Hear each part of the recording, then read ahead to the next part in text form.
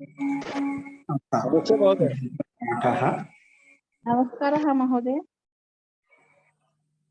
नमस्ते आचार्य।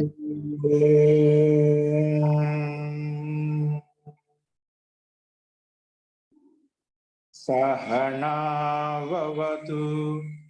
सहनौ भुनक्तु सह वीर्यं करवावहै तेजस्विनावधीतमस्तु मा विद्विषावहै। ओम शांति शांति शांति। सर्वेभ्यो नमः। अंदरिकी नमस्कारम अंडी। మనము రెండవ అధ్యాయంలో మూడవ పాదము విభక్తి ప్రకరణం చెప్పుకుంటున్నాము. ఈ విభక్తి ప్రకరణంలో నిన్న మనము అనభిహితే కర్మణి ద్వితీయ తృతీయా చ హోష్ ఛందసి అంతరాంతరేణ యుక్తే కాలాధ్వనోరత్యంత సంయోగే అనే సూత్రాల వరకు చెప్పుకున్నాము. కాలవాచి అద్వవాచి ఏవైతే ఉందో శబ్దాలు ఏవైతే ఉన్నాయో అత్యంత సంయోగం గమ్యమానమైనప్పుడు ద్వితీయ భక్తి వస్తుంది. అంతరా శబ్దంతో అంతరైన శబ్దంతో ద్వితీయ భక్తి వస్తుంది. కర్మవాచక శబ్ద అనభిహిత కర్మవాచక అయితే అందులో ద్వితీయ భక్తి వస్తుంది. కానీ ఛందసి విషయం అయితే తృతీయ హోష్ ఛందసి ప్రకారంగా తృతీయ భక్తి కూడా వస్తుంది. ద్వితీయ భక్తి కాబట్టి తృతీయ భక్తి కూడా వస్తుంది వికల్పంగా. అంటే 2 రూపాయలు ఉంటాయని చెప్పుకున్నాము. ఈ రకంగా అనభిహితమైనటువంటి చెప్పబడినటువంటి ఏదైతే ఉందో చెప్పబడినటువంటి ఏదాని ద్వారా చెప్పబడినటువంటి తింగి ద్వారా కానీ కృతి ప్రత్యయం ద్వారా కానీ తగ్గి ప్రత్యయం ద్వారా కానీ సమాసం ద్వారా ఏది చెప్పబడలేదో ఆ చెప్పబడిన దాంట్లో కర్మ కరణం సంప్రదానం అపాదనం అధికరణం ఈ విభక్తులు వస్తాయి అని ఆ అధికరణం మనం చెప్పుకుంటున్నాం. అధికరణం ప్రారంభించుకున్నాం అనమాట. ఇవి ఇంతవరకు మనం సూత్రాలు చూసాము. ఇప్పుడు ఇదే క్రమంలో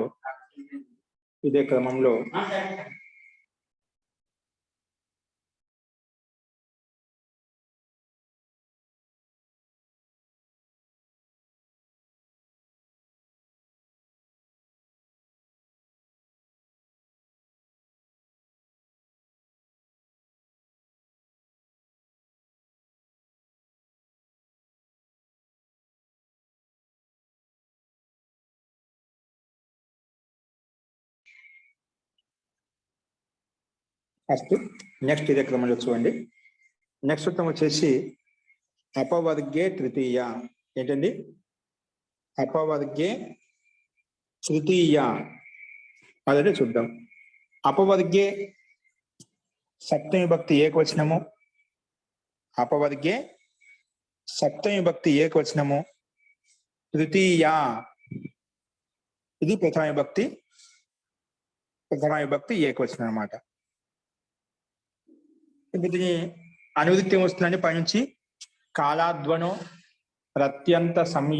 అత్యంత సంయోగే ఈ పదాలకు అనువృత్తి పైనుంచి వస్తుంది. అవేంటో చూద్దాం మనం.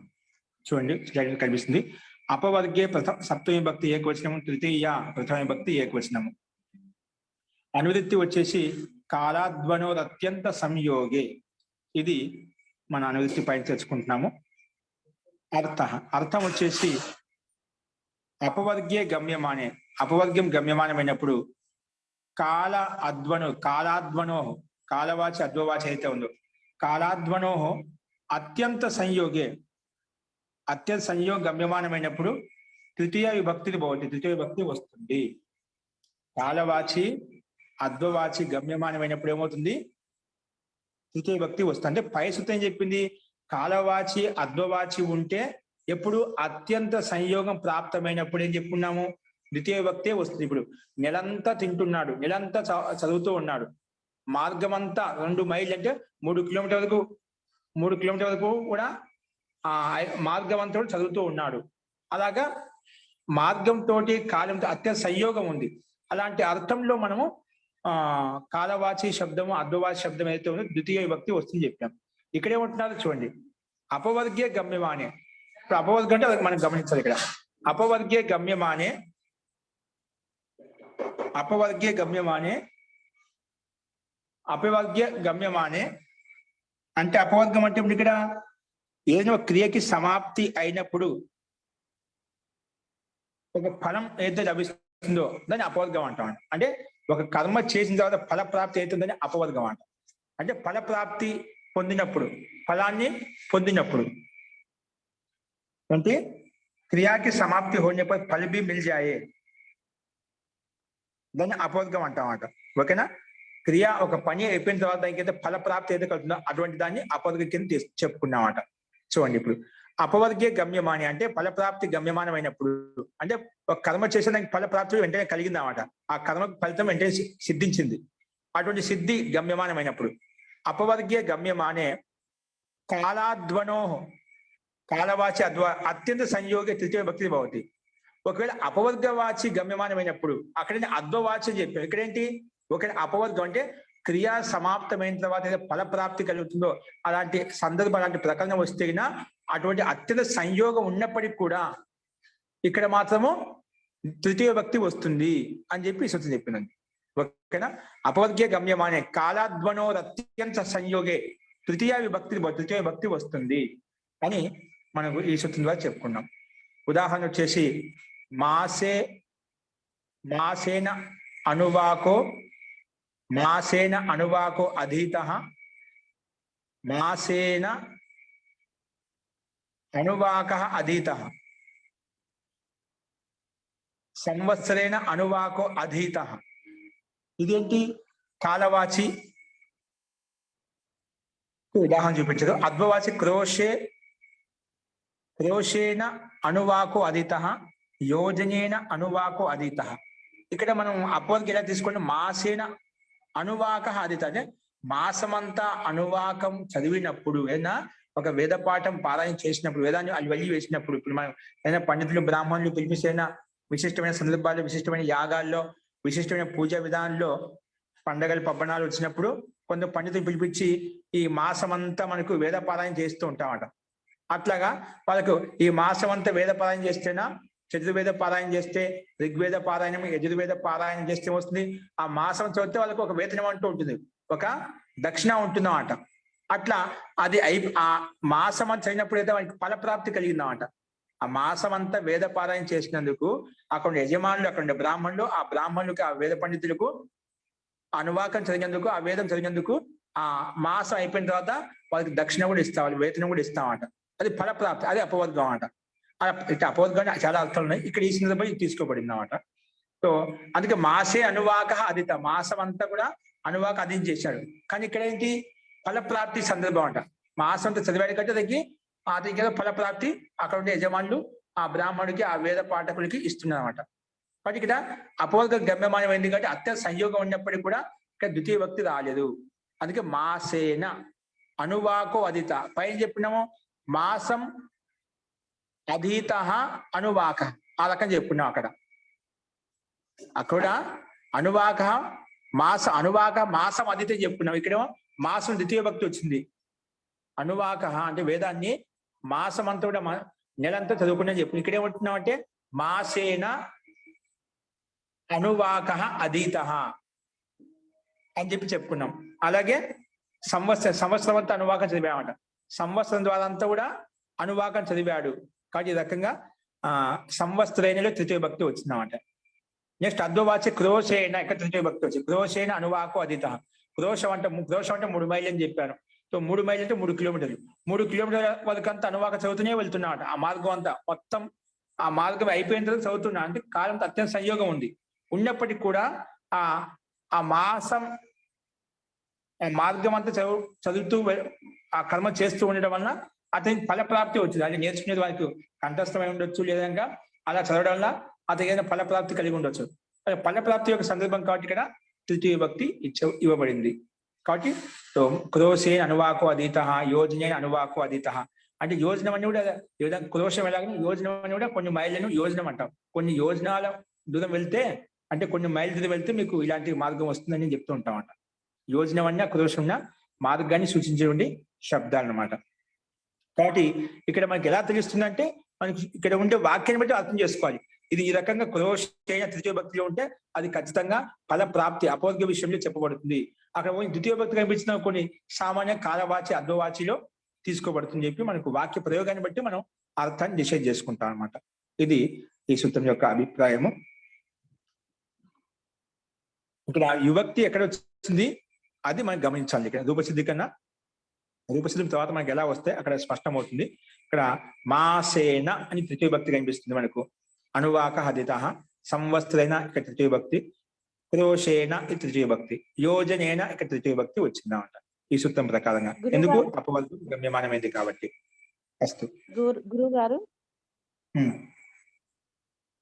మాసేన సంవత్సరేన క్రోషేన అంటే తృతీయ విభక్తి చేతంచే తోడంతో అని వస్తుంది కదా, నెల చేత సంవత్సరం చేత. అంటే దానికి మాసేన అనువాకో అధీత అంటే ఎట్లా మీనింగ్ ఎట్లా? ఇప్పుడు మాసమంతా అనువాక చదివాడు, ఆ మాసం చదివి అనువాకని ఒక వేదం కంఠస్థం చేస్తున్నామాట. ఆ మాసం దగ్గర అది మొత్తం కంఠస్థం అయిపోయి అది ఫల ప్రాప్తి కలిగిందా, కర్మ ఫలం వచ్చిందన్నమాట. ఫల ప్రాప్తి అంటే పాలన చేసేందుకు డబ్బులు ఇవ్వడం అదొకటి. ఒకటి మాసమంతా ప్రయత్నం చేస్తూ ఒకటి నేర్చుకుంటూ ఉంటే అది కంఠస్థం అయిపోయిందన్నమాట, అది ఫల ప్రాప్తి. అలా కాదండి, ఇక్కడ మీనింగ్ మాసేన అంటే మీనింగ్ ఎలా తీసుకోవాలి? ఇదే తీసుకుంటాము ఇక్కడ. మాసము చేత మాసంతో అట్లా వస్తుంది కదా, అట్లా అన్నిటికీ అలాగే చూడు అర్థాన్ని చూపించాలి. అది స్థూల లక్షణాలండి. ఇప్పుడు మాసము ద్వారా మాసము చేత అనువాకం చదవబడింది అని అనుకోండి, అక్కడ అర్థం రాదు. అర్థాన్ని కూడా కర్తకు సాధనంగా ఉంది.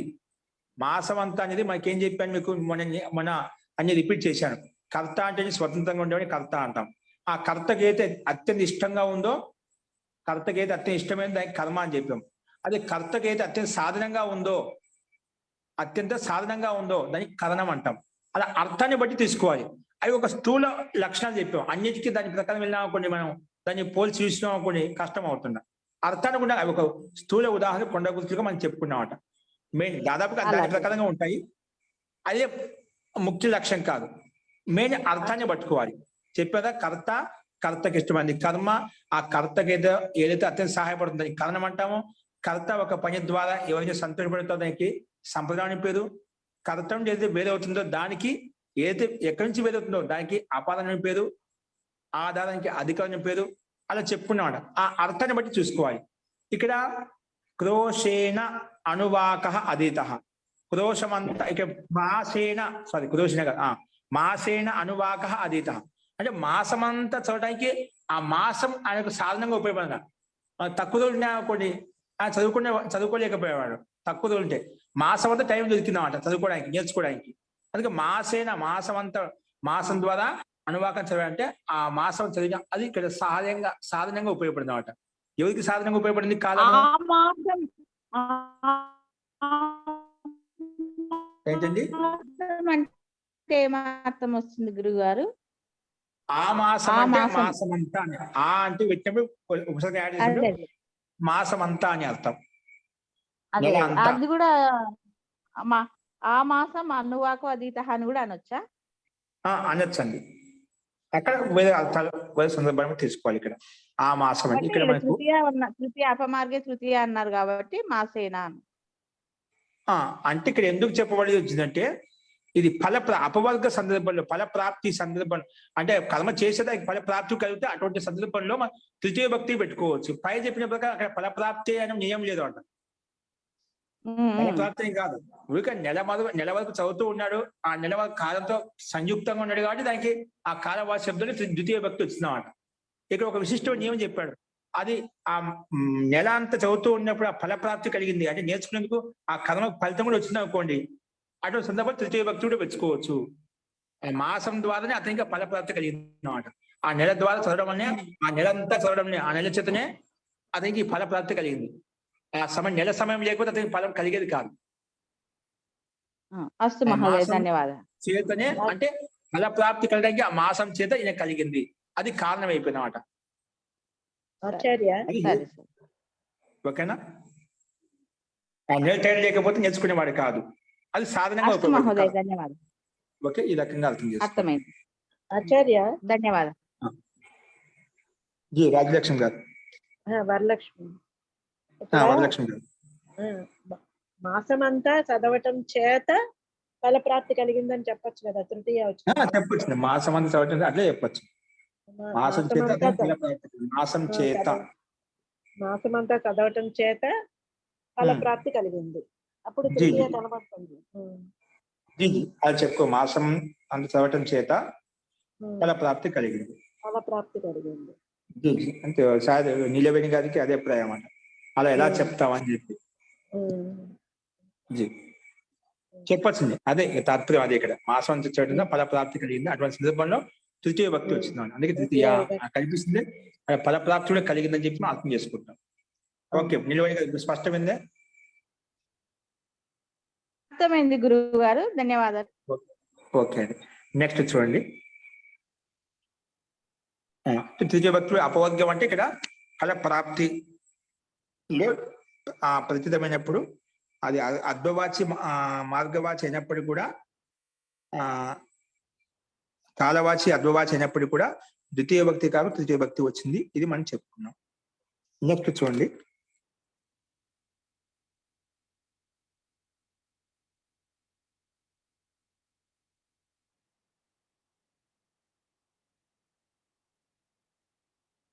అనువాక్ అంటే కొన్ని వేద మంత్రాలు, వేదాలు ఉండే కొన్ని మంత్రాల యొక్క గణ సమూహం ఉన్నాయంట. ఆ సమూహంలో ఉండే కొన్ని విశిష్టమైన మంత్రాలకు అక్కడ అనువాకం శబ్దంతో చెప్పబడ్డాయండి. ఓకే, అంటే మొత్తం వేదం యొక్క మంత్రాల యొక్క ఒక భాగ విశేషం మనం అనువాకంగానే తీసుకోవాలి. అస్తు, నెక్స్ట్ చూడండి. సప్తమి పంచమ్యౌ కారక మధ్య. సప్తమి పంచమ్యౌ కారక మధ్యే. సప్తమి పంచమ్యౌ కారక మధ్య. సప్తమి పంచమ్యో ప్రథమ విభక్తి ద్వివచనం, కారక మధ్యే సప్తమి భక్తి ద్వివచనం. ఓకేనా? సప్తమి పంచమ్యో ప్రథమ విభక్తి ద్వివచనము, కారక మధ్యే సప్తమి భక్తి ద్వివచనము. సమాసం చూడండి. సప్తమీ చ పంచమీ చ రెండు కలిపితే సప్తమి పంచమ్యౌ. రెండు కలిపామంటే సప్తమి పంచమ్యో ద్వివచనంలో.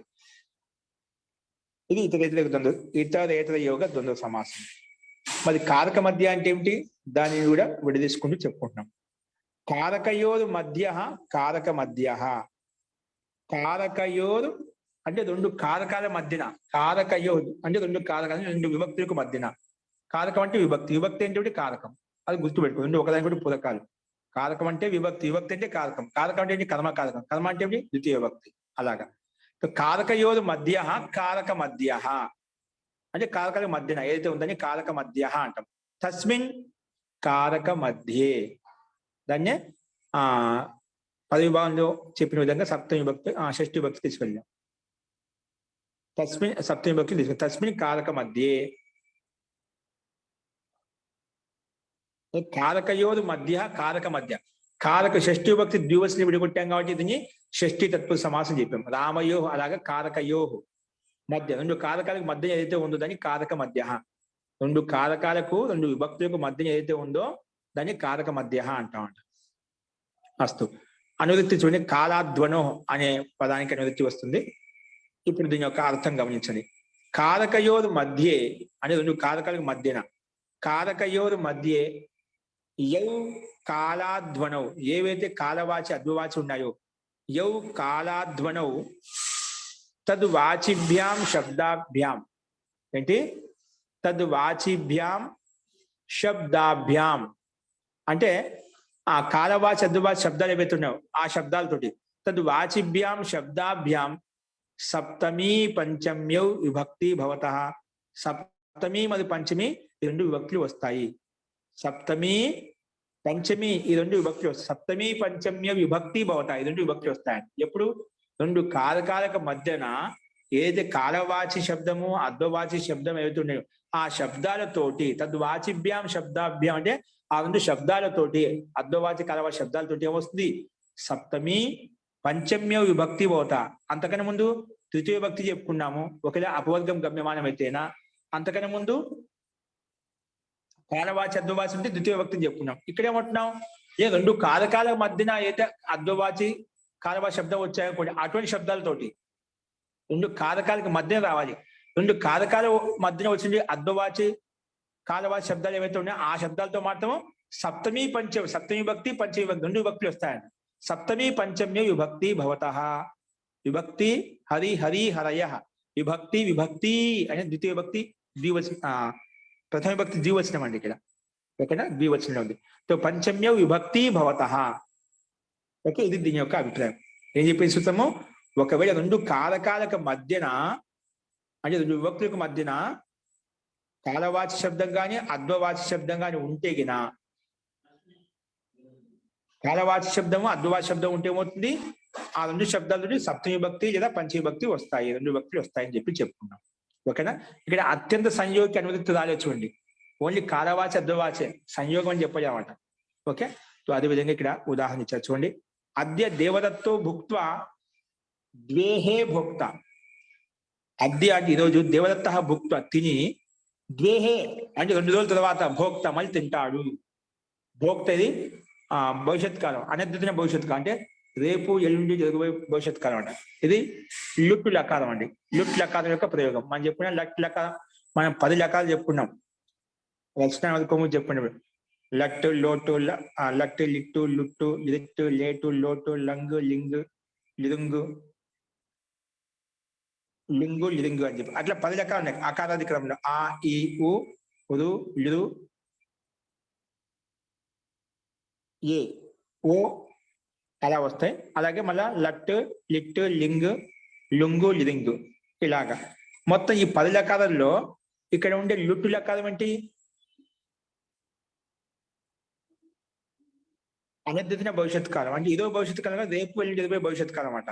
అందుకే అద్య దేవదత్త భుక్త్వ, ఈరోజు దేవతడు తిని భుక్త్వాన్ని తిని, ద్వేహే 2 తర్వాత మళ్ళీ భోక్త తింటాడు.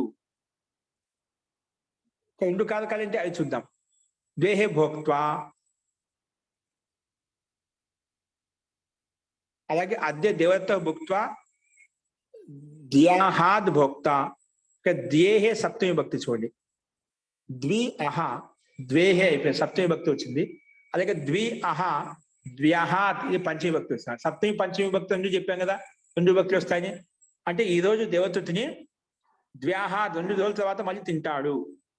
అలాగే త్రియేహే త్రియహాత్ వా భోక్త, అదే దేవత భుక్త్వా త్రియేహే భోక్త, లేదా అదే దేవత భుక్త్వా త్రియహాద్ భోక్త.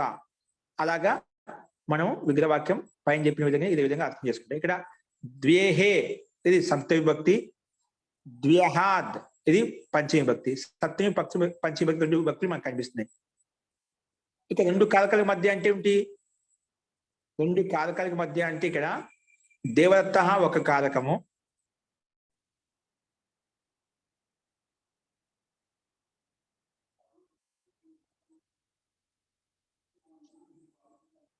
భోక్త ఇది కూడా కారకమే.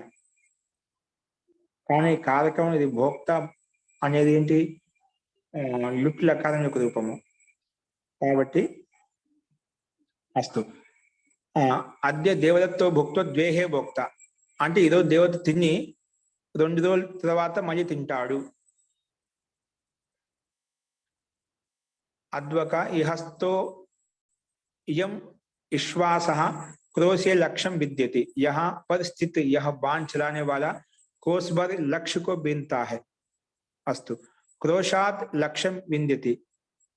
अद्य देवदत्तो भुक्त्वा द्वेहे भोक्ता, यहाँ कारक को शक्ति मानने से, 2 कारकों की कारक को शक्ति मानने से अंटे कारक की शक्ति अंटे इकड़ा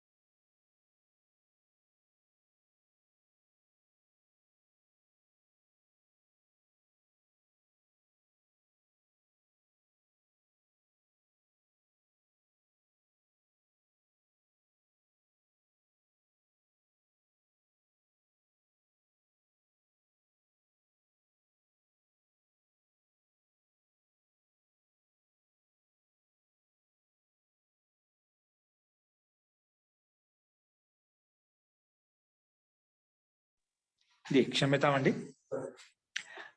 తో ఇక్కడ ఒకసారి చూడండి. यहाँ कारक को शक्ति मानने से दो कारकों के मध्य वाली बात ठीक हो जाती है, क्योंकि आज की भोजन क्रिया की कर्तृत्व शक्ति, आज की भोजन क्रिया की कर्तृ शक्ति तथा 2 दिन के पश्चात की भोजन क्रिया की कर्तृत्व शक्ति भिन्न भिन्न है, अतः कारक मध्य हो गया. ఇక్కడ కారక మధ్య అంటే రెండు కారకాలకు మధ్య అంటే ఏం తీసుకున్నారు ఇక్కడ అద్య దేవదత్త భుక్త్వా ద్వేహే భోక్త అంటే ఈరోజు దేవదత్తుడు తిని మళ్ళీ 2 రోజుల తర్వాత తింటాడంట. అంటే దేవదత్తుడు ఈరోజు తిన్నప్పుడు ఏ శక్తి ఏ సామర్థ్యం తింటాడో 2 రోజుల తర్వాత తిన్నప్పుడు ఆ శక్తి ఆ సామర్థ్యం ఇప్పుడున్న శక్తి సామర్థ్యం ఎలా ఉందో అది 2 రోజుల తర్వాత ఆ శక్తి సామర్థ్యం ఉండదు, అది భిన్నంగా ఉంటుందన్నమాట. అంటే ఇప్పుడున్నటువంటి కర్తృత్వ శక్తి అంటే దేవదత్తుడి దగ్గర ఉండే శక్తి 2 రోజుల తర్వాత బోధ తిన్నప్పుడు తినేటప్పుడు ఏదైతే శక్తి ఉంటుందో ఏ సామర్థ్యం ఉంటుందో ఆ శక్తి, ఇది రెండింటి మధ్య శక్తి. దీన్ని 2 కారకాల మధ్య అని చెప్పామంట. అది 2 కారక మధ్యన అని చెప్తున్నాడు. దీన్ని కారక మధ్య అని చెప్పామంట. అర్థమైందా? ఈ రోజు తిన్నప్పుడు ఏ శక్తి సామర్థ్యంతో తింటున్నాడో 2 రోజుల తర్వాత తిన్నప్పుడు ఏదైతే శక్తి సామర్థ్యం ఏదో ఒక శక్తి ఉంటుంది కదా, అది దీనికి సమానంగా ఉండదు. అప్పుడు కొంచెం నీరసత్వం ఉండొచ్చు, లేదంటే ఇంకా నీరసత్వం ఉంటుంది. 2 రోజుల తర్వాత తినేదంటే ఏమవుతుంది, నీరసత్వం ఉంటుంది అంట. అంటే ఈ శక్తికి అప్పుడే శక్తికి తేడా ఉంది. అది 2 కారకాల మధ్య 2 కర్తృత్వ శక్తుల మధ్య ఇక్కడ తీసుకోబడింది అన్నమాట. అటు 2 శక్తుల మధ్య ఏది తీసుకోబడుతుందో అటు 2 శక్తుల మధ్య ఏదైతే కాలవాచి ఉందో అంటే 2 రోజుల తర్వాత ఈ 2 రోజులు కాల వ్యవధి, ఇది కాలవాచి అన్నమాట. అటు 2 కారకాల మధ్య అయితే కర్తృత్వ శక్తి ఉందో అది ఇక్కడ మనం తీసుకోబడుతుంది అన్నమాట. ఓకేనా? ఇప్పుడు కారక మధ్య అని అర్థమైందా? ఇప్పుడుండే వర్తమానంలో ఉండే శక్తి 2 రోజుల తర్వాత తిన్నప్పుడు ఉండే శక్తి రెండింటికి మధ్య తేడా ఉంటుంది. ఇప్పుడు వాస్తవం చూద్దాం, ఇప్పుడుండే విచారము 2 రోజుల తర్వాత ఉండే విచారం తేడా వస్తుందండి. ఇప్పుడుండే శక్తి తర్వాత 2 రోజుల తర్వాత ఉండే శక్తిలో తేడా వస్తుంది, ఖచ్చితంగా కనిపిస్తుంది మనకు. ఒక గంటకే కనిపిస్తుంది, ఒక గంటకే మనకు గమనించామంటే ఇప్పుడున్న శక్తి ఊర్జ ఉత్సాహం అనేది ఒక గంట తర్వాత ఉండదు, లే ఎక్కువగా ఉండదు లేదా తక్కువగా ఉండొచ్చు అన్నమాట. అది వేరే విషయం. కాబట్టి సమానంగా ఉండదు. ఇది కారక మధ్య ఉండే శక్తి అనేది ఇక్కడ తీసుకోబడిందండి. ఓకే, तो आदि ఇక్కడ చెప్పబడింది. तो भोजन क्रिया की कर्तृत्व शक्ति 2 दिन के पश्चात की भोजन क्रिया की कर्तृत्व शक्ति, రెండు కర్తృత్వ శక్తి యొక్క క్రియని భిన్న భిన్నంగా ఉంటుంది, సమానంగా ఉండదు. అతః కారక మధ్య हो गई. ఇది అందుకే 2 కారకాల మధ్య విషయం అయిపోయింది ఇక్కడ. इसी प्रकार ఇదే విధంగా ఇహస్తోయం విశ్వాసః క్రోశే లక్ష్యం విద్యతి. ఇహస్తః విశ్వాసః క్రోశే లక్ష్యం విద్యతి. यहाँ भी विश्वास यहाँ कर्ता, लक्ष्यम कर्म. सो क्रोश अद्वा कर्ता एवं लक्ष्य कर्म, इदुंडु कर्ता एवं लक्ष्य कर्म इदुंडु कारक मध्य అయిపోయామండి. అంటే విశ్వాస అంటే విశ్వాస అంటే బాణం వదిలేటువంటి వాడు ఆ కర్త, లక్ష్యం ఏంటి కర్మ అంటే ఆ బాణం చేత ఏదైతే భేదిస్తున్నాడు ఛేదిస్తున్నాడు ఆ లక్ష్యం, అది కర్మ. ఆ లక్ష్యాన్ని గురిపెట్టి అది బాణం విసురుతున్నామాట, అది కర్మ.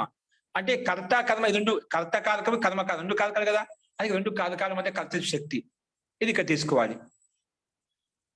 అతః క్రోశం శబ్ద సే సప్తమి ఏవం పంచమి, ఇక్కడ క్రోశ శబ్దం చేసి సప్తమి అదేవిధంగా పంచమి ఈ 2 విభక్తులు వచ్చాయన్నమాట. క్రోశంలో क्रोश शब्द से सप्तमी एवं पंचमी हो गई. अथवा कर्म और अपादान कारक के मध्य में, कर्म और अपादान कारक के मध्य में कर्म पूर्ववत ही है, तथा అలాగే अपादान जहां से बांध छूटता है वह है.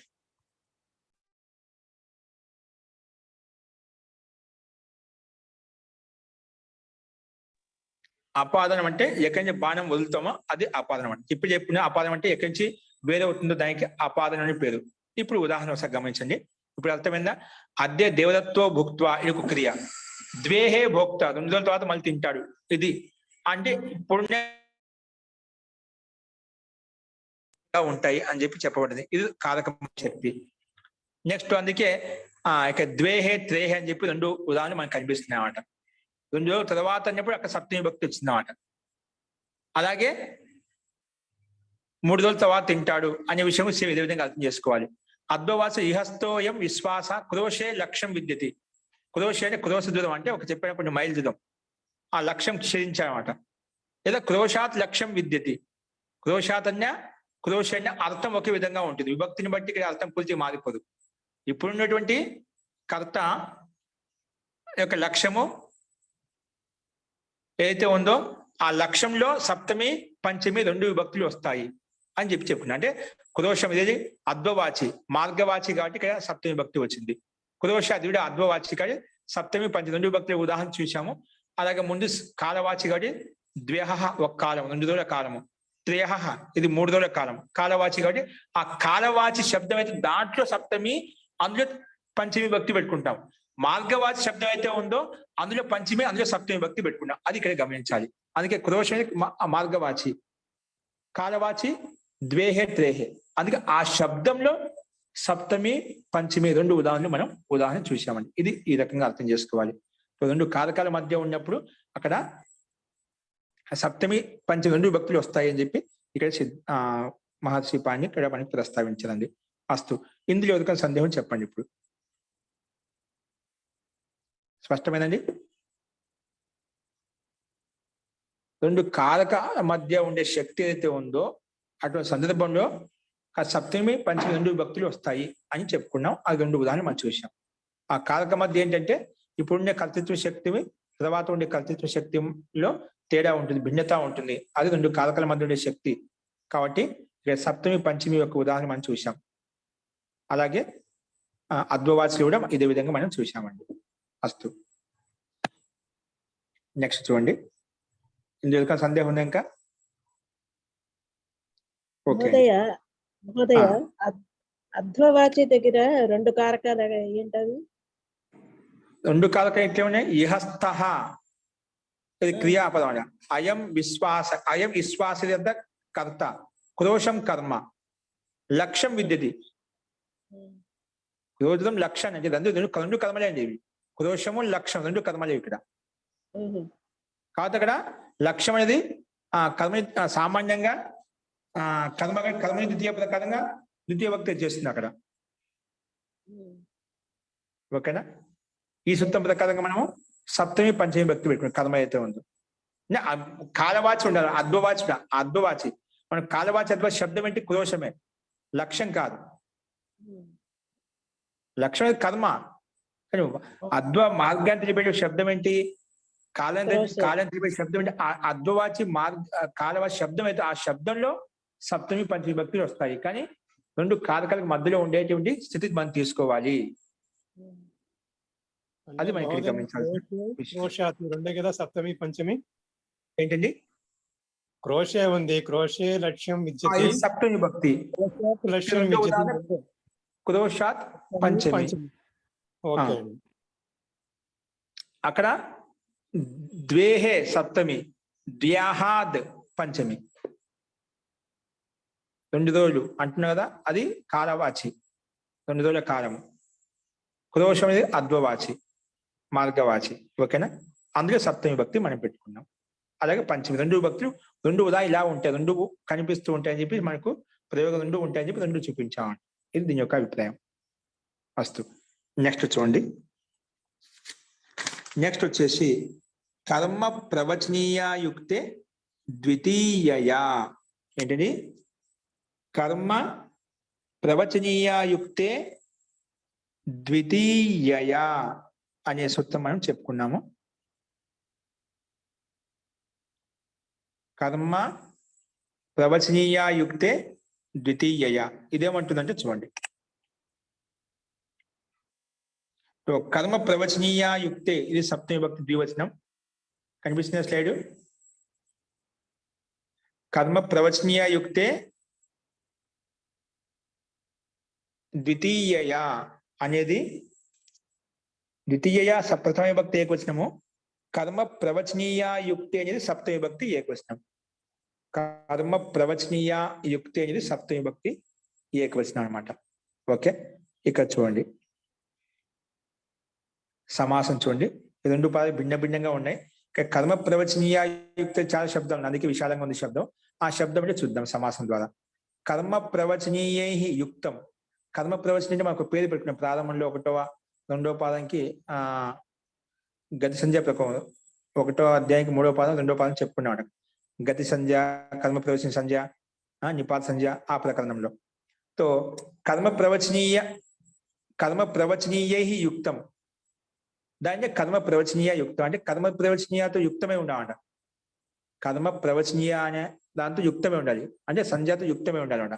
దాన్ని కర్మ ప్రవచనీయ యుక్తం అంటే కర్మ ప్రవచనీయ శబ్దంతో యుక్తమై ఉంది అని అర్థం చేసుకోవాలి. తస్మిన్ కర్మ ప్రవచనీయ యుక్తే, ఇది తృతీయ తత్పురుష సమాసం. ఎందుకు కర్మ ప్రవచనీయై, తృతీయ భక్తి బహువచనం విడగొట్టాం కాబట్టి ఇది తృతీయ తత్పురుష సమాసం అని చెప్పి మనం ఇక్కడ చెప్పుకున్నామండి. అస్తు. అర్థం ఏంటి? కర్మ ప్రవచనీయ సంజ్ఞకై, గురుగారు ద్వితీయ కదండి. ద్వితీయయా ద్వితీయయా అంటున్నాను. ద్వితీయయా అంటే తృతీయ భక్తి అయిపోతుంది. సారీ, ద్వితీయా అన్నాను. ఓకే, నేనే తప్పు. అదని ద్వితీయయా అంటున్నాను. ఒక యా ఎక్కువ వలుపుతున్నాను, ఎక్కువ వలుపుతా అవుతుంది. ఆ తృతీయ భక్తి ఏకవచనంలోకి వచ్చేస్తుంది. ఓకే, అస్తు, ఉత్తమం. ద్వితీయా, ఓకేనా, ఇది ప్రథమ విభక్తి ఏకవచనం అండి. అస్తు. తో కర్మ ప్రవచనీయై యుక్తం, కర్మ ప్రవచనీయ యుక్తం తస్మిన్ కర్మ ప్రవచనీయ యుక్తే. ఓకే, ఇది దీని యొక్క సమాసం కదా. విగ్రహ మనం ఈ రకంగా చెప్పుకున్నాము. కర్మ ప్రవచనీయ యుక్తమైనది కర్మ ప్రవచనీయ యుక్తం అని చెప్పి చెప్పుకుంటాం. అర్థం ఏంటంటే కర్మ ప్రవచనీయ సంజ్ఞకై అంటే కర్మ ప్రవచనీయ అని ఎక్కడైతే పేరు పెట్టామో అది, అంటే కర్మ ప్రవచనీయ పేరు పెట్టే శబ్దం అయితే ఉందో అది ఆ శబ్దం.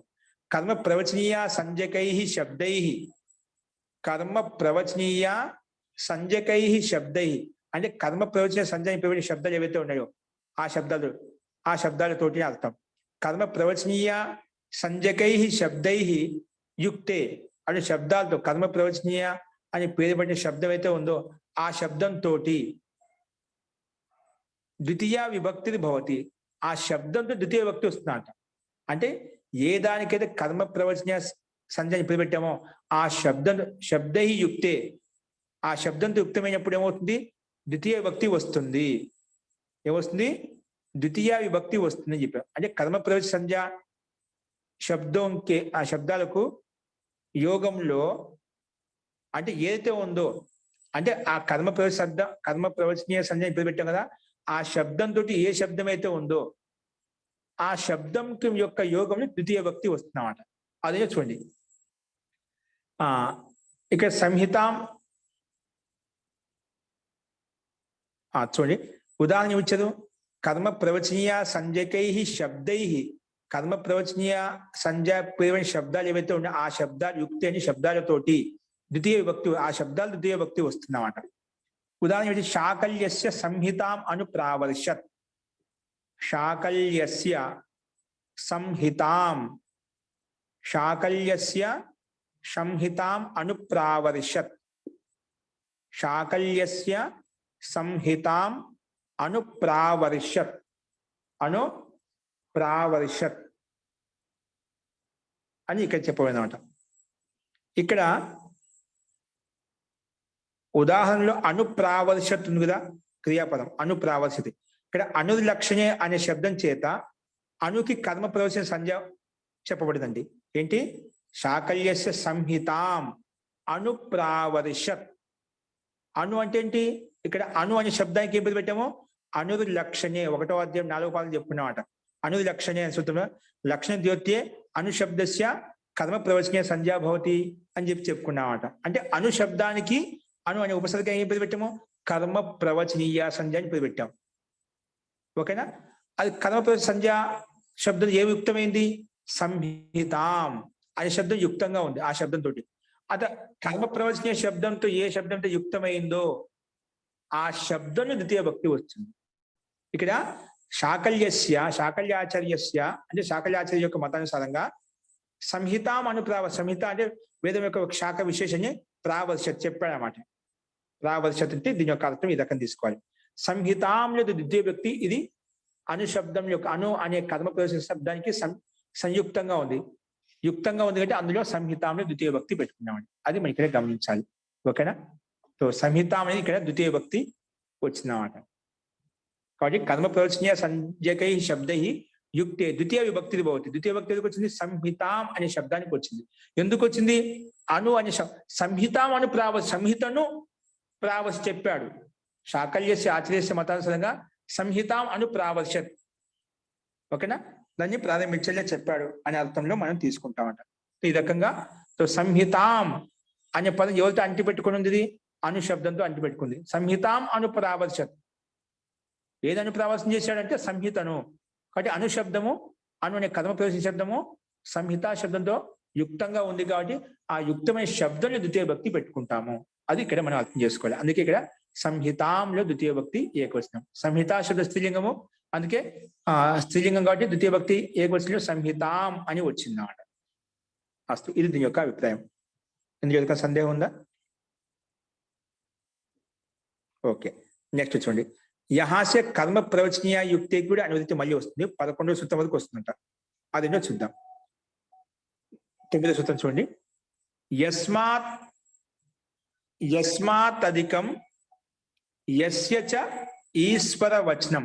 ఈ సూత్రం నేను ఎవరు అడిగారు? లక్ష్మి గారు అడిగారు. యస్మాత్ అధికం యస్య చ ఈశ్వర వచనం తత్ర సప్తమి. ఇంతకుముందు కూడా మనం రూపసిద్ధి చెప్పుకుంటే ఈ సూత్రం కూడా వచ్చిందండి. ప్రారంభికంలో ఈ సూత్రాన్ని ఉపయోగించుకున్నాం. యస్మాత్ ముందు పద విభాగం చేసుకున్నాం. యస్మాత్ అధికం యస్య చ ఈశ్వర వచనం తత్ర సప్తమి. యస్మాత్ అధికం యస్య చేశ్వర వచనం. సంధి చేస్తే యస్య చేశ్వర వచనం తత్ర సప్తమి. ఇది సూత్రము. పద విభాగం చూడండి.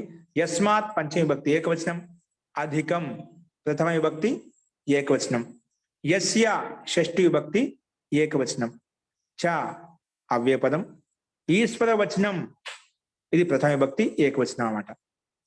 యస్యలో ఉండే యకారము, చాలో ఉండే చాలో ఉండే అకారము, ఈశ్వర వచనంలో ఉండే ఈకారం. ఈ రెండింటి మధ్య ఆద్గుణ సంధి చేస్తే చే అయిపోయిందండి. ఆ ఈ కలిసి ఏ అయిపోయింది. అందుకే చేశ్వర వచనం అని చెప్పాం. చా ఈ చే అయిపోయింది. అస్తు. అలాగే తత్ర అవ్యయపదము సప్తమి, ఇది ప్రథమ విభక్తి ఏకవచనం. ఇవన్నీ ఒకటి. యస్మాత్ పంచమ విభక్తి, మిగతావన్నీ షష్ఠి, యస్య షష్ఠి విభక్తి, ప్రథమ విభక్తి, ఈ 3 విభక్తులు మనకు కనిపిస్తున్నాయి. తత్ర అవ్యయపదం. ఇక్కడ అనువృత్తి అంటూ ఏమి లేవండి. మీకు ఈశ్వర వచనం అనే శబ్దాన్ని ఓపెన్ చేసి చెప్పుకుంటున్నాం. ఇక్కడ ఈశ్వర వచనం అంటే ఏమిటి? ఈశ్వరస్య వచనం ఈశ్వర వచనం. ఈశ్వరుని యొక్క వచనం ఏదైతే ఉందో దాన్ని ఈశ్వర వచనం అంటాం. అంటే ఈశ్వరుడు ఇక స్వామి, అధికారి. ఈశ్వరస్య వచనం ఈశ్వర వచనం. ఈశ్వరుని యొక్క వచనం, స్వామి యొక్క వచనం అయితే ఉందో, ఇంటి గృహస్వామి, భూమి స్వామి అలా అంటాం కదా. అలా ఏదైతే స్వామిత్వం ఉందో, ఆధిపత్యం ఉందో అది స్వామి అంటాం. దాన్ని ఈశ్వర శబ్దం చెప్పుకున్నాం ఇక్కడ. సో ఈశ్వరస్య వచనము ఈశ్వర వచనం. ఈశ్వర యొక్క వచనాన్ని ఈశ్వర వచనం అంటాము. సో షష్ఠి భక్తులు మనకు స్పష్టంగా ఉంది. ఈశ్వరుని యొక్క వచనాన్ని ఈశ్వర వచనం అంటామని చెప్పి. అస్తు, షష్ఠి తత్పురుష సమాసం. అనువృత్తి వస్తుంది ఇక్కడ పైన సమాసం చూసాం. అనువృత్తి కర్మ ప్రవచనీయ యుక్తే అనే పదానికి అనువృత్తి వస్తుంది పైనుంచి. ఇప్పుడు దీని యొక్క అర్థం ఏంటో గమనించండి. యస్మాత్ అధికం యస్య చ ఈశ్వర వచనం. ఏ దేనికంటే అధికంగా ఉందో, ఇంకా యస్య చ ఈశ్వర వచనం. ఈశ్వర వచనం అంటే ఈశ్వరుని యొక్క వచనాన్ని ఈశ్వర వచనం అంటాం. దేనికంటే ఎక్కువగా ఉందో, యస్య చ ఈశ్వర వచనం. దేనికి ఈశ్వరుని యొక్క వచనం ఉందో, యస్య చ ఈశ్వర వచనం తత్ర, అక్కడ కర్మ ప్రవచనీయ యోగే. ఇక్కడ కర్మ ప్రవచనీయ యుక్తే, కర్మ ప్రవచనీయ అని ఏదైతే పేరు పెట్టామో దాని యోగంలో, కర్మ ప్రవచనీయ యోగే అంటే కర్మ ప్రవచనీయం యొక్క యోగంలో సప్తమి విభక్తి భవతి, సప్తమి విభక్తి వస్తుంది అని చెప్పి ఈ సూత్రం మనకు చెప్పిందండి. అర్థమైందా? సో అంటే దేనికంటే ఎక్కువగా ఉంటుందో, ఇంకా దేనికైతే ఈశ్వర వచనం ఉందో అంటే సామర్థ్యం ఉందో, ఈశ్వరు యొక్క సామర్థ్యం ఉందో అంటే స్వామి యొక్క సామర్థ్యం ఉందో, అందులో అటువంటి కర్మ ప్రవచనీయ యోగంలో సప్తమి విభక్తి వస్తుంది అని చెప్పి ఈ సూత్రం చెప్పిందన్నమాట. సో పూర్వ సూత్రం చదివిన ద్వితీయ విభక్తి ప్రాప్తమవుతుంటే ఈ సూత్రం దానికి అపవాదం. మాకు కర్మ ప్రవచనీయ యుక్తే, కర్మ ప్రవచనీయ శబ్దంతో యుక్తమైన శబ్దం అయితే ఉందో అక్కడ ద్వితీయ విభక్తి ఆల్రెడీ పైనుంచి వస్తుంది. ఇక్కడ చెప్పడం ఎందుకు మళ్ళీ అది సూత్రము? ఎందుకంటే యస్మాత్ అధికం యస్య చ ఈశ్వర వచనం తత్ర కర్మ ప్రవచనీయ యోగే. దేనికంటే ఎక్కువగా ఉందో, ఏదైతే ఈశ్వర వచనం ఉందో అక్కడ మాత్రము కర్మ ప్రవచనీయ యోగే, కర్మ ప్రవచనీయ యోగంలో సప్తమి విభక్తి భవతి. అక్కడ సప్తమి విభక్తి వస్తుంది. ఏమొస్తుంది? సప్తమి విభక్తి వస్తుంది. ద్వితీయ విభక్తి రాకుండా వస్తుందంట, సప్తమి విభక్తి వస్తుంది. ఎప్పుడు? దేనికంటే ఎక్కువగా ఉందో, దేనికేది ఈశ్వరం యొక్క వచనం ఉందో అక్కడ, అంటే స్వామి యొక్క వచనం ఉందో అక్కడ, అలాంటి అర్థంలో సప్తమి భక్తి వస్తుంది. ఓకే, సో చూడండి ఉదాహరణ, ఉపకార్యాం ద్రోణ, ఉపకార్యాం ద్రోణ, ఉపనిష్కే కార్షాపణం. ఇక్కడ ఉపకార్యాం సప్తమి భక్తికి ఉదాహరణ. ఉపనిష్కే, ఇక్కడ ఉపనిష్కే సప్తమి భక్తి, కార్షాపణం. ఉపకార్యాం ద్రోణ, ఉపనిష్కే కార్షాపణం. అలాగే అధి బ్రహ్మదత్తే పంచాలాహ, అధి పంచాలేషు బ్రహ్మదత్త, అధి పంచాలేషు బ్రహ్మదత్త. ఇవి ఉదాహరణలు ఇక్కడ మనకి ఇవ్వబడ్డాయి. ఇక్కడ బ్రహ్మదత్తే, పాంచాలేషు, ఇవి మనకు పంచమి భక్తిలో కనిపిస్తున్నాయి అన్నమాట. సారీ, సప్తమి భక్తిలో బ్రహ్మదత్తే, పంచాలేషు, ఇవి సప్తమి భక్తిలో ఉన్నాయి. అక్కడ ఉపకార్యాం, ఉపనిష్కే, ఇది రెండు సప్తమి భక్తిలో ఉన్నాయి. అంటే ఇక్కడ ఏంటి, ఉపకార్యాం ద్రోణ అంటే ఖారీసే అధికం ద్రోణ, అంటే ఉపకార్యం అంటే ఖారీ కన్నా, ఖారీ ఒక పాత్ర విశేషం అండి, ఓకేనా, దానికైనా ద్రోణం, ఇది బకట ఎక్కువ అని చెప్పడం. అంటే ఖారీ అనే పాత్ర కన్నా ద్రోణి అనే పాత్ర, బకెట్ అనేది ఎక్కువగా. ఖాదీలో కొన్ని వస్తాయి నీళ్లు, కానీ ద్రోణిలో నీళ్ళు ఎక్కువగా వస్తాయన్నమాట. అంటే ఖాదీ కన్నా ఎక్కువ. అంటే ఇక్కడ యస్మాత్ అధికం, యస్మా అధికం, ఏదానికైనా అధికంగా ఉంది, ఖాదీ కన్నా ఎక్కువ ఏంటి ద్రోణ. అంటే ఇక్కడ ఏదానికంటే ఎక్కువ, దాని యోగంలో ఏదానికైతే ఎక్కువ అంటున్నా అందులో సప్తమి భక్తి వచ్చిందన్నమాట. అందుకే ఈశ్వర వచ్చి ఏంటి అధికం అంటే యస్మాత్ అధికం, కస్మాత్ ఉపకార్యాం అధికం. యస్మాధికం అంటే ఏదాంత ఎక్కువ, ఉపకాది, కాది కన్నా ఎక్కువ ఏంటి ద్రోణ. అది ఏదానికైతే ఎక్కువ అంటే అందులో సప్తమి భక్తి వచ్చిందన్నమాట. అందుకే ఉపకార్యాం సప్తమి భక్తి వచ్చింది. ఉపనిష్కే కార్షాపణం, నెక్స్ట్ ఏంటి, ఉపనిష్కే కార్షాపణం అంటే ఉపనిష్కం కన్నా కార్షాపణం ఎక్కువ అని చెప్పి. ఏదానికంటే ఎక్కువ, ఉపనిష్కం అంటే అది కూడా ఒక అప్పట్లో మనం ప్రాచీన కాలంలో కార్షాపణాలను ఉపయోగించేవాళ్ళం. ఆనెలు అని చెప్పి చెప్పేవాళ్ళం, నాణ్యములు అని చెప్పి ఉపయోగించి. ఇప్పుడు మనకు నోట్లు వచ్చాయి, బిళ్ళలు వచ్చాయి, షిక్కలు వచ్చాయన్నమాట. ఇక్కడ అప్పట్లో నాణ్యములు అనేవాళ్ళు, కార్షాపణాలు అని చెప్పేవాళ్ళు అన్నమాట, డబ్బులు, ధనాన్ని. ఇక్కడ ఉపనిష్కే అనే దానికంటే కార్షాపణం ఎక్కువ అంట. అందుకే ఏ దానికంటే ఎక్కువ, యస్మాత్ అధికం, యస్మాత్ దేనికంటే ఎక్కువను అందులో సప్తమి భక్తి రావాలి. యస్మాత్ అధికం, యస్య, ఇది అధికారం చూపించామంట. ఓకే, నెక్స్ట్ వచ్చేసి అధి బ్రహ్మదత్తే పాంచాలాహ. ఇక్కడ పంచాలాహ, అధి బ్రహ్మదత్తే ఇది కూడా మనకు సప్తమి భక్తులు చూపిస్తున్నా. అధి బ్రహ్మదత్తే పంచాలాహ అంటే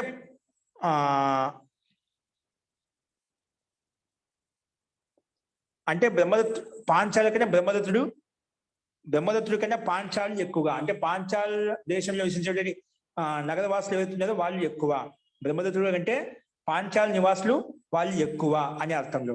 ఎవరితో ఎక్కువ అని పోల్చుకుంటాం, ఎవరితో అయితే ఎక్కువ అంటాం అందులో సప్తమి భక్తి రావాలి, అందులో సప్తమి భక్తి రావాలి. ఎందుకే బ్రహ్మదత్తే పంచాల, బ్రహ్మదత్తుడి కన్నా కూడా పంచాలు ఎక్కువ,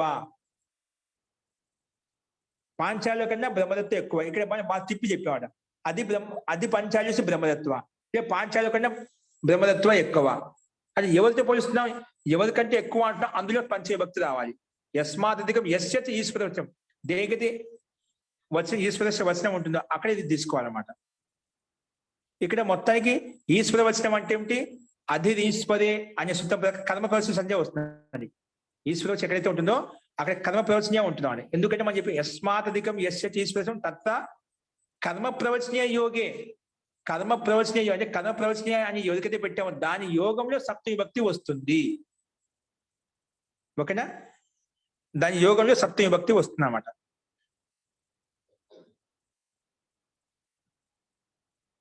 అస్తు, ఇక్కడ దేని యోగంలో, అధి అనే కర్మ ప్రవచన యోగంలో ఇక్కడ మనకు సప్తమి భక్తి వచ్చింది. అది అనేది సప్తమి భక్తి ఎలా వచ్చింది, నీకు అధికి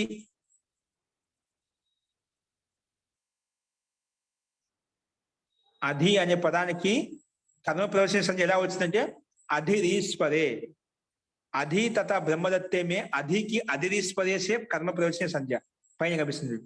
అధిరీశ్వరే సూత్రం ప్రకారంగా అధి అనే పదానికి ఇక్కడ అధి బ్రహ్మదత్తేలో అది కర్మ ప్రవచన శబ్దం ఉంది కదా, మనకు మొత్తం ఏంటి అది బ్రహ్మదత్తే ఇది సప్తమ్యంతం, ఉపకార్యం ఇది సప్తమ్యంతం. ఓకేనా? సో ఇక్కడ ఉపాకి ఎలా వస్తుందంటే ఉపోధికేచ అనే సూత్రం ప్రకారంగా, అలాగే అధి బ్రహ్మదత్తులో అధికి అధిరీశ్వరే ప్రకారం కర్మ ప్రవచన సంధ్య వచ్చింది. కర్మ ప్రవచన సంధ్య యోగంలో దేనికైతే ఎక్కువ అంటుందో దాంట్లో పంచమి భక్తి వస్తుంది. దాంట్లో సప్తమి భక్తి దేనికంటే ఎక్కువ, అది దేనికంటే ఎక్కువ అని చెప్పి అందులో సప్తమి భక్తి వస్తుందన్నమాట. ఇక్కడ ఉప అనే కర్మ ప్రవచన సంధ్య యోగంలో మనకు సప్తమి భక్తి వచ్చింది, కార్యాలు సప్తమి భక్తి వచ్చింది. కానీ ఎందుకు వచ్చింది? యస్మాత్ అధికంగా ఉంది. యస్మాత్ ఉపకార్యాత్ అధికం ద్రోణ ఏదో ఉందో దేనికంటే ఎక్కువగా ఉంటుందో అదే అంటున్నాడు. దేనికంటే ఎక్కువ అంటే అందులో మనం పంచమి భక్తి పెట్టుకున్నాం, సప్తమి భక్తి పెట్టుకున్నాం. ఉపకార్యాం. ఓకేనా? ఉప అనే ఉపసర్జన. ఎందుకంటే మనం ఏం చెప్పుకున్నాము, ఉపసర్జనంతో కర్మ ప్రవచనతో యుక్తమైనటువంటి శబ్దంతోనే మనం సప్తమి భక్తి పెట్టుకుంటాం. తత్ర కర్మ ప్రవచనీయ యోగే సప్తమి భక్తి భక్తి. కర్మ ప్రవచనీయ సంధ్య ఎదుగుదల పెట్టిన దాని యోగంలో మాత్రమే ఉప అనేది ఎవరితో యోగం ఉంది, ఉపకార్య శబ్దంతో యోగం ఉన్నాడు. అంటే ఉపకారి శబ్దం అనేది ఉప అనే దానికి కార్య శబ్దంతో యోగం ఉంది కాబట్టి అటువంటి ఉప అనే కర్మ ప్రవచని అని పేరు పెట్టినటువంటి ఉపశబ్దం చేత కార్య అనే శబ్దానికి ఏమవుతుంది, పరస్పరం యోగం ఉంది కాబట్టి ఆ యోగంలో ఈ సూత్రం ప్రకారం సప్తమి భక్తి వచ్చింది. అందుకే ఉపకార్యాం ద్రోణ ఉపనిష్కే కార్యశాపనం అది బ్రహ్మదత్తి. ఇక్కడ బ్రహ్మదత్తి అదే శబ్దానికి ఇక్కడ మనం సప్తమి భక్తి పెట్టుకున్నాం. ఇక్కడ అది బ్రహ్మదత్తే పంచాలాహ అది పంచాలేషు బ్రహ్మదత్త. ఇక్కడ అదికి కర్మ ప్రవచన సంధ్య అధిరీశ్వరి పెట్టుకున్నాము కాబట్టి అది కర్మ ప్రవచన సంధ్య యోగంలో ఉంది కాబట్టి బ్రహ్మదత్తేలో మనం సప్తమి భక్తి వచ్చిందండి. అలాగే అది పాంచాల్యస్లో కూడా బహువచనంలో సప్తమి భక్తి బహువచనంలో పాంచాల్యస్ కూడా ఇది కూడా మనకు సప్తమి భక్తి వచ్చిందన్నమాట. ఈ రకంగా ఈ సూత్రం యొక్క మనం అభిప్రాయం అని చెప్పుకున్నామండి. సో ఇక్కడ स्वस्वामी दोनों को संबंधी शब्द होने से पंचाला तथा ब्रह्मदत्ता दोनों में पर्याय से सप्तमी विभक्ति होती है.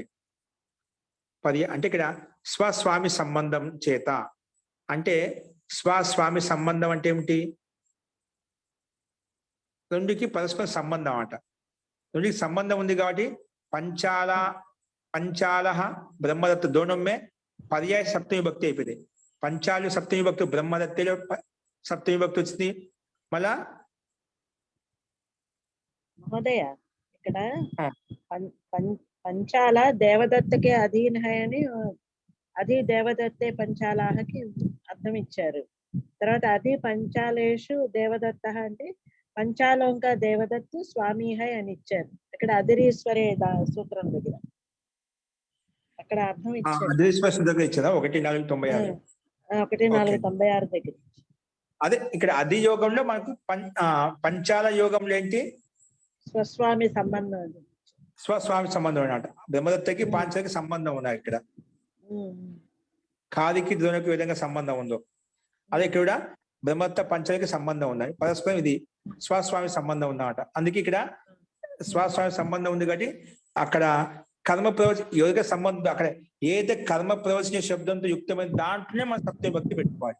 సో కర్మ ప్రవచన సంబంధం ఎవరికి ఉంది, అధిక ఉంది. దాంతో యుక్తమైన శబ్దం ఏంటి, బ్రహ్మదత్త శబ్దం.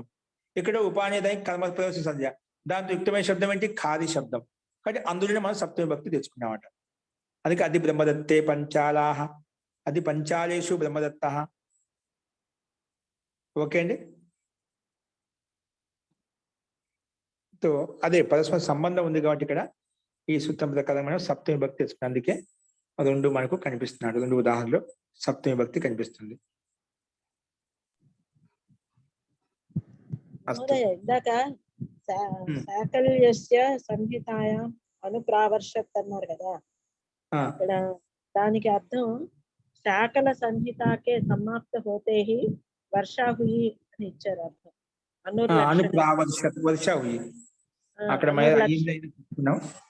అనుర్లక్షణ దగ్గర ఇచ్చారు అది. జీ అక్కడ ఉదాహరణ ఇచ్చారు. అయితే ఓకే అండి. సో శాకల్యస్య సంహిత అంటే శాకల్య అనే శాఖ విశేషం వేద విశేషం చదువుతూ ఉన్నారు.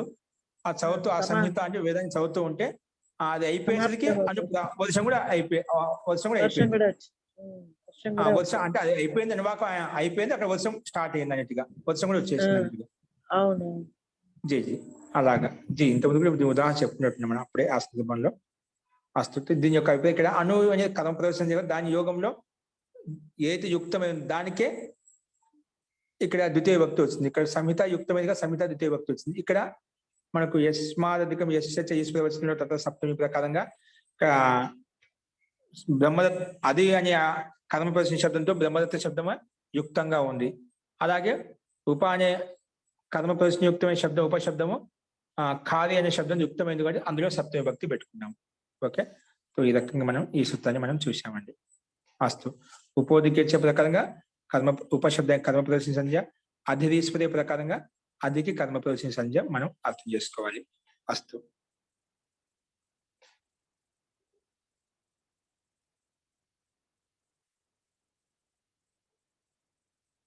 ఓకే, నెక్స్ట్ సూత్రం మనం రేపు చూద్దాం. ఇంకోటి చెప్పుకున్నాం అంటే రేపు చూద్దాం అండి. ఇంకొక సందేహాలు ఉన్నాయి ఇందులో మహోదయ?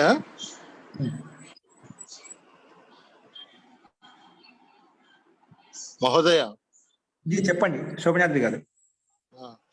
ఇక్కడ సప్తమి విభక్తి వచ్చినటువంటి పదము అది తక్కువగా ఉంటుంది, ఉత్తర పదం అది పెద్దదిగా ఉంటుంది అనే అర్థం తీసుకోవాలండి. యస్మాత్ ఏదికంటే ఎక్కువగా ఉందో దేనికంటే అది ఎక్కువగా ఉండేది అనేది చెప్తున్నారు, అధికంగా ఉండేది పంచమి గమనించి ఏ దానికది దేనికంటే ఎక్కువ, దేనికంటే ఎక్కువ అంటే ఎక్కువనే కాదు, దేనితో వేస్తున్నాం అంటే ఇది ఖాళీ కంటే ఎక్కువ. ఏంది ఎక్కువ? ద్రోణ. అవును, ఖాళీ కంటే ద్రోణ. ద్రోణ అంటే బకెటే కదా, బకెట అది ఎక్కువ. కాబట్టి ఈ కార్య అనే పాత్ర కన్నా ద్రోణ అనేది అది ఎక్కువ. కాబట్టి ఇక్కడ అధికం అనేది ఆ యొక్క అర్థం వస్తుంది. కాబట్టి తర్వాత కర్మ ప్రవచనీయ ఉప అనే కర్మ ప్రవచనీయ ఉంది కాబట్టి దానికి సప్తమి విభక్తి వచ్చింది. అంతేనండి. దాంతో యుక్తమైంది ఉప కర్మ ప్రవచన, దాంతో యుక్తమైన శబ్దం ఏంటి? ఉప కర్మ ప్రవచనీయ యుక్తే అని చెప్పా కదా. యోగే అంటే యోగం అంటే యుక్తమే.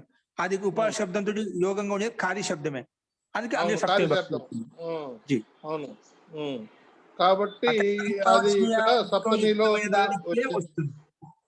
సప్తమి ఎక్కడైతే కర్మ ప్రవచనీయతో యుక్తమైందో అక్కడ సప్తమి వస్తుంది. అక్కడ సప్తమి ఎక్కడ ఉందండి? ఉపకార్యంలో ఉపకారి ఇది రమాయాం, అలాగే ఉపకార్యం దానికి రూపం నడిపిస్తున్న ఉపకార్యం. ఉపకారి శబ్దం నద్యాం, నద్యో నదీషు, నదీ శబ్దానికి సమానంగా ఉపకారి. నద్యాం నద్యో నదీషు. ఉపకార్యంలో ఆమె అనేది ఇది సప్తమి భక్తి ఏకవచనం ఉందండి. అస్తు మహోదయ్, ధన్యవాదాలు.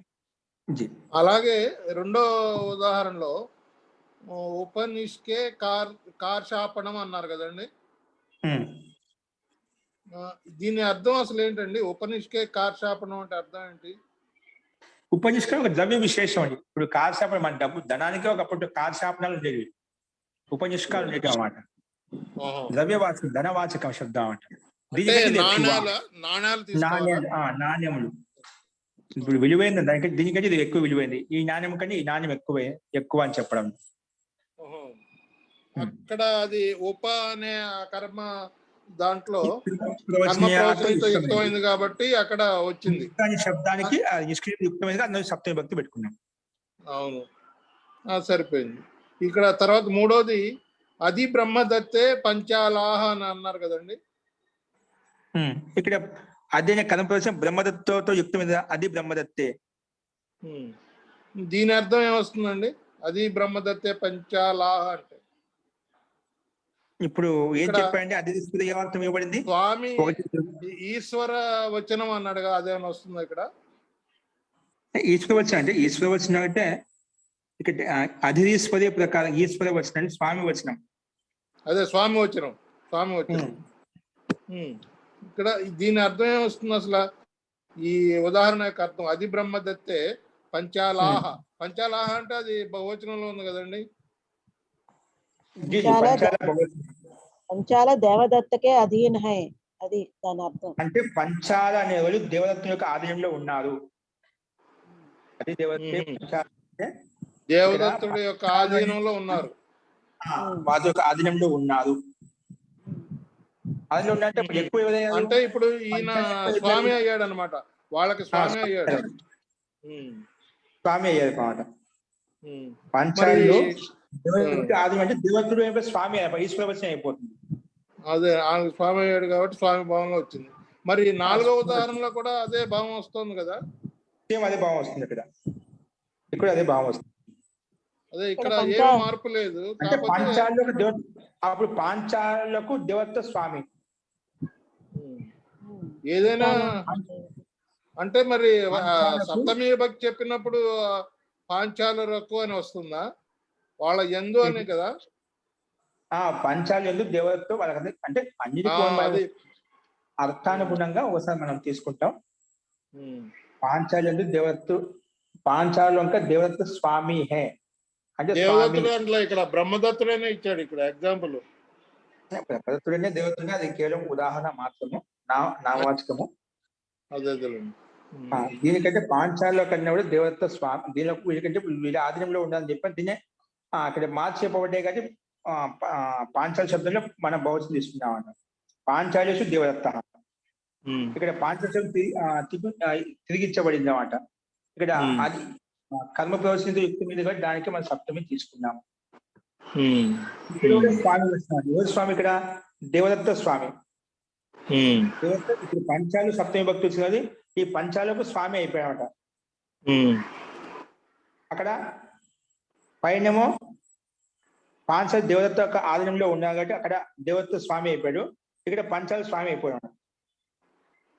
పాంచాలకు దేవదత్త స్వామి అని చెప్పి దీన్నే కానీ అదే అర్థాన్ని ఇంకో అభిప్రాయాన్ని మార్చి చెప్పబడింది అన్నమాట. అదే అభిప్రాయం అదే అర్థాన్ని మార్చి చెప్పబడింది అన్నమాట. అలాగే అస్తు మహోదయ, ధన్యవాదాలు. ఇక్కడ ఈశ్వరిక స్వస్వామి సంబంధవాచి శబ్దం ఇక్కడ తీసుకోబడిందండి. అలాగే ధన్యవాదాలు. అస్తు. ఓకే అండి, అతి ఉత్తమం. అంటే ఇంకో సందేహం అంటే రేపు చూద్దాం. ఇంట్లో పాఠ